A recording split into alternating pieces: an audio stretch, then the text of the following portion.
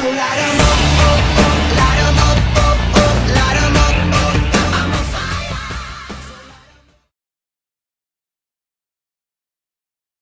Hey everybody! So episode 24 of Teen Wolf Season 3 just aired, and I have to say it was a pretty shocking season finale. The episode starts off where Scott, Isaac, and Lydia are trying to explain to everybody at the police station what happened to Allison. We see a scene where Mr. Argent is coaching a distraught Scott on what to say, and it was just the way Mr. Argent was able to handle the situation was just wow. I mean, that's all I could. I was shocked how he was just so composed.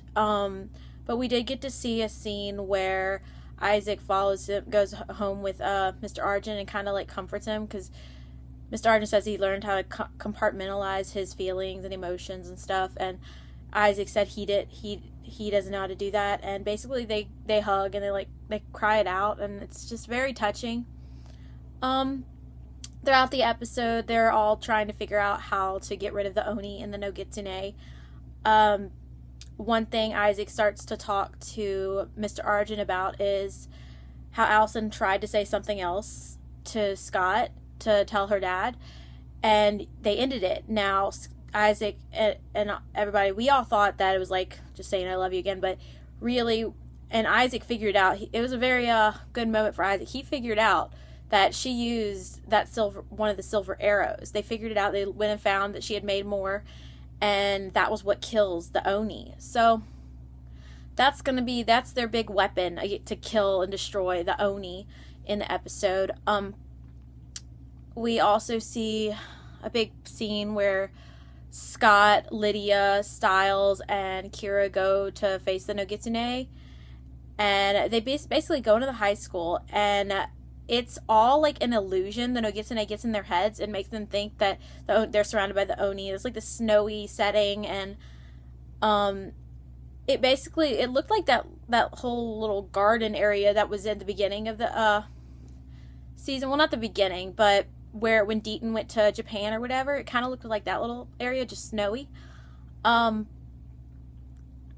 Nogitsune is trying to get them to play into his hands, and he's like telling Scott that Scott needs to kill Styles because Styles isn't strong enough to kill himself, to blah blah blah blah. The Nogitsune just thinks he has this in the bag. We see the twins go and talk to Derek. Like, Aiden wants to get Lydia and try and run off, but Derek basically explains to them, y'all are trying to become a part of the pack, but y'all don't understand Scott.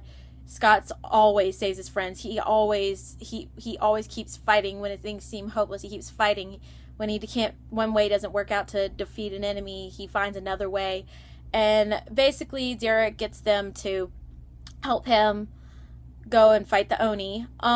We find out that Triskelay, that box that held Talia's claws, that was made from the Nematon by Dr. Deaton, and apparently that's like the only thing strong enough, because remember, the Nogitsune was, before in the beginning, trapped in the Nematon, so they're going to use that box to trap him once they destroy the shell that his little mimicking doppelganger body made of Styles.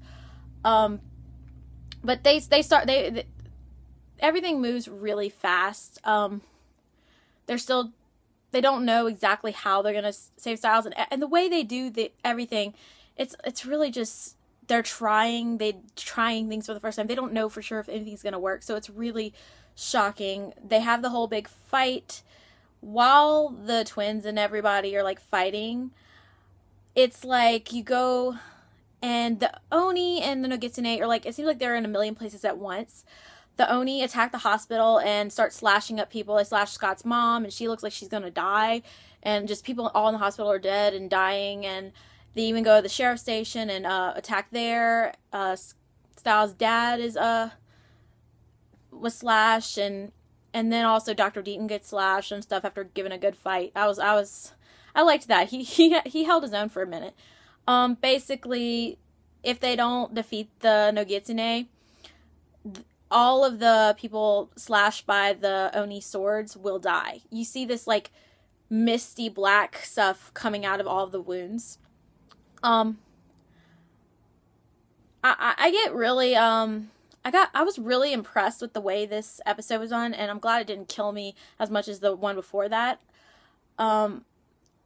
When they're fighting in that vision or whatever in Beacon Hills High School, Styles figures out that it's not real, and he tells Scott and Kira that it's not real, and basically, and Scott, Kira, Lydia, and Styles, they just start walking through, and it's like, even though they're getting all slashed up, they keep going, and it looks like it's realistic pain, and I think they are feeling it in their minds, but once they get through these doors past the Nogitsune, they're out in the open, and they're just totally fine. So, that's really interesting, the way that was done, that was filmed. We see the Nogitsune kind of getting ticked off. He's really ticked off right now. And one thing, I want to say the team up between Derek and the twins was really great. I really enjoyed that. And when they're fighting, we see Aiden. He gets stabbed. We don't see what happens with him until after they destroy the Nogitsune. But how they destroyed him, remember how they said that they had to change the host or whatever? Well, they're all like, Styles starts talking about a divine move, and the Nogitsune gets so ticked. He's like, this is my game, blah, blah, blah, blah, blah. I'm gonna win. I'm 1,000 years old. You can't kill me. You think you can kill the Oni, but you can't kill me. And, they say, you can't be a fox and a wolf. And then Scott comes up right behind him and bites him. And then Kira stabs him with the katana, and this is really neat what happens. He, just freezes, and, everything, hardens on the face and everything, and then just starts cracking, and he falls to the ground, just busts to dust. That was really great, the way that was done. Then, I got really scared right here. I legit got scared. Styles just, passed out on the floor. I was like, okay, what's gonna happen with Styles? I'm freaking out. And then they show him, he, wakes up, and he's okay. Then all the people in the hospital and stuff start being okay. One thing I didn't mention yet, I almost forgot, when Melissa thinks she's dying, Scott's mom, she, starts talking to Scott's dad, and is like, you really, you need to make more of an effort with Scott. I mean, he's angry because you haven't, basically, Scott's dad hasn't tried to fix things hard enough. He just took off and didn't handle things, and he's just an absent father, and I don't blame Scott for being ticked off. And she's like, he's gonna put you through hell, but you're just gonna have to deal with it. That's basically what she said, and work things out. So he basically promises to work things out. Then, right after the Nogitsune is killed and Styles wakes up and everything, we see flash of the scene, and, we think at Styles and everybody, is everybody okay? And we know that, but they don't. Lydia, I guess she senses Aiden, and she runs out, and we see Aiden dying, and he's saying Lydia didn't think I was a good guy anyway, and Derek was like, I'll tell her, and it was really emotional. I wasn't I enjoyed the twins, and I'm really sad that they're both leaving the show. But yeah, seeing Aiden die in the arms of his brother, and his brother was feeling his brother's pain while he was dying, that just really was emotional to watch. After that, we kind of have the whole, after seeing things going on, and we see them back at school. Well, one thing we see is Scott crying about Allison. Finally, we see a big scene where Scott's just at home, and he's crying, and his mom comes and, wraps her arms around him, and he just cries it out about Allison, and we needed that scene. We really needed that scene. We also see, we go to the school, and we see Lydia and Kira talking, and Kira's trying to just become part of make friends with Lydia, because Lydia doesn't really know Kira yet, so she's kind of hesitant. And then we see Malia walking down the hall, and they have Lydia and Malia look at each other, and it's like, I think they're going to become friends, and hopefully Kira's not a big outsider. But I guess Lydia felt a connection because of Peter, and that's Peter's daughter, and Peter is responsible for a lot of things, bad shit in Lydia's life, and she figured out that was Peter's daughter and all that. We see a scene where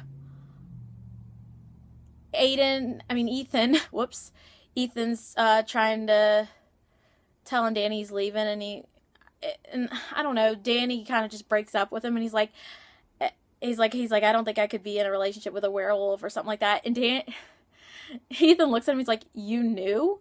It's like, Danny's like, it's Beacon Hills. I was like, oh my god, I want to know how long Danny has known. That's what I want to know. Because he's just, I don't know. He's got a great poker face, for one thing. We then see a scene where Scott is trying to teach Malia how to do her claws, and after Scott just keeps bringing his claws out, and Malia keeps trying, she finally gets it, and her and Styles, I do not want Malia and Styles together. I want Stydia, always and forever. That's my OTP. What else? We see a scene, and this was a big steric scene. Thank you very much. But it wasn't real. I'm not sure when this was supposed to happen or whatever. I think it was earlier. It was like a flashback. And basically when, it was about when Derek got, like, kidnapped, and him and Peter got kidnapped and, like, tortured at the beginning of the episode. And he's, like, basically in a dream talking to Styles, and he's like, I'm not sure if this is even real. And Styles holds up his hand, and he has, like, 6 fingers. And, Derek gets freaked out. We go back, we see him go into the real time or whatever, or past time, whatever, out of the sleep that he was in, or passed out, whatever. He has been, like, shot. He's in his loft, and, by all those crazy people. That's where he was shot by. I don't know if that's who the twins were shot by earlier in the episode prior. But, basically, they're asking about the female werewolf, and I'm like, what female werewolf? All I know about is Cora. That is in existence right now, female werewolf. And then they all get attacked and killed or whatever, and out comes, this is what shocked me, Kate Argent is alive, and I don't know what the hell she is, but it doesn't look like a werewolf. It looks more like a werepanther or something. Y'all can go look up the pictures, but I just figures they're gonna bring Kate back. I mean, I'm really ticked off about that, but I'm ticked off and excited at the same time. Now, one thing I definitely need to touch on, because I just found out this news before filming this, Daniel Sharman, aka Isaac, is leaving the show. He will not be back for season 4, and I'm very upset about that. I'm hoping it's not like he doesn't like die, get killed off, and can't ever come back. So I'm hoping maybe he will come back one day. I'm really interested to see what's going to happen in season 4, which premieres on June 23rd. I'm sure y'all noticed this, I'm in my Lydia Martin cosplay, one of them. I promised to wear it for y'all, and here it is. I don't know, there, I kind of showed y'all a little bit, but I hope y'all enjoyed this recap and review of the Teen Wolf season 3 finale.